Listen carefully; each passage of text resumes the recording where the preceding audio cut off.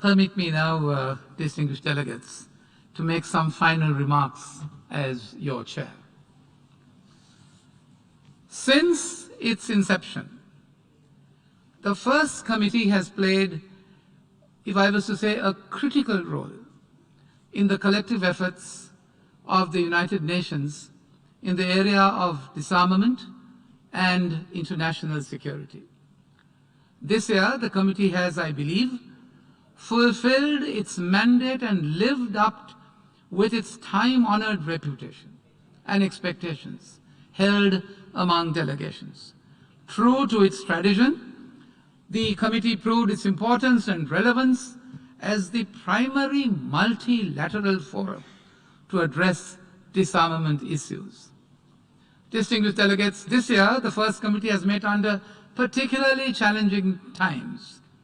The world is confronted by the multiple armed conflicts and natural disasters which seriously threaten the lives and health of millions of people around the world. The international order has been shaken. We have had several regional conflicts which we have never seen since the end of the Cold War. Heightened tensions between big states have already eroded international cooperation in the area of disarmament and international security, causing turbulence, I say, in the global disarmament and non-proliferation architecture. In the face of such daunting challenges, I am pleased to observe that this august body has demonstrated its relevance in the past 5 weeks. The committee has engaged and made significant progress in deliberations in addressing today's most pressing security issues, from nuclear weapons and other weapons of mass destruction, space security, conventional weapons, to cyber security. New initiatives and proposals were put forward and closely examined. Different views were expressed and debated.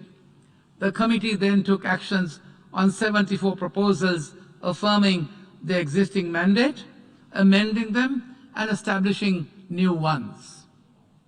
These decisions have laid down a new direction, I say, in our cooperation and provided fresh impetus for our collective action in tackling the most pressing challenges to international peace and security. Distinguished delegates, at just over 77 years, we as members of the UN appear to be courting perhaps a loss of authority, as we are seen to be increasingly bickering in what is described to be a dialogue of the deaf, whilst internecine conflicts rage all around us. That's a fact. An erosion of the great powers together point to a mismatch, I say, between today's challenges and our capacity to address them. We have created for ourselves a world, unfortunately, that is in disarray. The well-established rules are at breaking point, and the role of the UN as the keeper of the international order may appear to be marginal at best. Our ability to promote global security is also at a low ebb.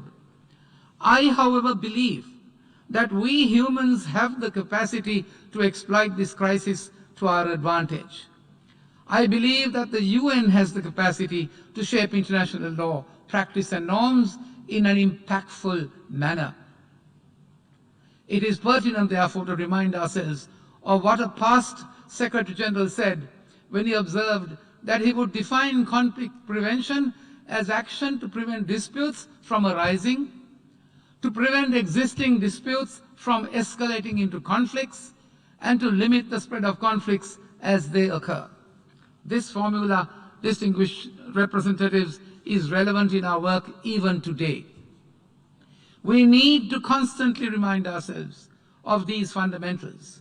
The geopolitical, socio-economic conditions of the world today differs from the one our predecessors faced as much as the changed global security agenda.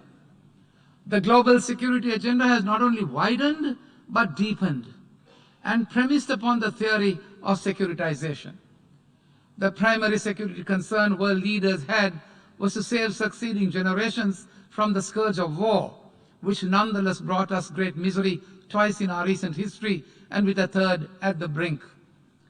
Is that what we want? Surely not. We no doubt are diplomats, but remember that we are first men and women of peace. Men and women of peace. Aren't we that? We need each other, but by virtue of our inherent nature, we therefore owe it to ourselves and to those who have bestowed on us the trust that we will ensure the world is at peace. My plea to all distinguished delegates is that we reignite the torch of peace and renew the spark of life by pledging today that when we return to the first committee of this August Assembly, we could proudly say that the discourse of the last few weeks was well worth it. Well worth the effort, as the world was now a safer place for all of us. I think my predecessor, Ambassador Magzan Ilyasov of Kazakhstan, I must thank him and his advisor, Zagildi Zirimbet, for their excellent preparatory work. Before I was elected chair of the committee, they had already laid down a solid foundation for this year's session. I am gratified that the committee did not have to waste time on procedural issues when we launched our substantive work. I would like to take this opportunity to acknowledge that the members of the Bureau provided crucial support and excellent advice to me in guiding the work of the committee and fulfilling my responsibilities as chair. I therefore wish to express my appreciation for their contribution to the three vice chairs, Silvia Belez of Hungary, Daniel Rothlin of Austria, and Marcelo Zambrana of Bolivia, as well as the rapporteur Nazim Khalidi of Algeria. On behalf of the committee, I also would like to thank Mrs.